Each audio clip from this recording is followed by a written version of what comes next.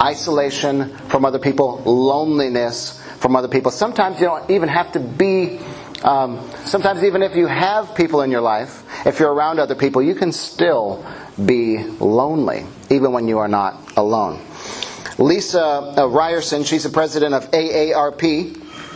Some of you have heard of that organization. My brother Alan's starting to get mail from AARP. Anyway, she said this.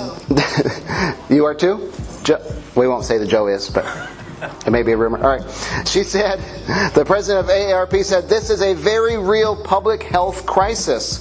Decades of research on prolonged social isolation and loneliness shows that it is worse for health than obesity and as damaging to health as smoking 15 cigarettes a day. Loneliness. So, feeling isolated, it doesn't just affect our mental well-being, does it? It takes a toll on our physical health.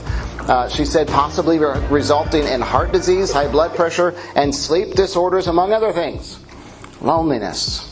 Isolation. Now, I just want to give a disclaimer here. I am not a psychologist, which you very well know, but I'm not a professional in this field. If you do need professional help, treatment, counseling, there are resources out there, many resources, people you can go to. And if you are struggling deeply in the area of loneliness, I encourage you to do that. But what I do want to do today is tell you that you're not alone, even though you may feel alone. Jesus, Hebrews says, he was tempted like us in every way. He felt every feeling that you could feel. And Jesus, do you think Jesus felt alone sometimes? When? Initially in the garden. In the garden? When his friends fell asleep, when they were supposed to be staying up, praying for him. Jesus felt abandoned by his friends sometimes, right? And on the cross, absolutely. My God, why have you forsaken me? Jesus felt abandoned, felt alone, because at that moment he was taking on our sins.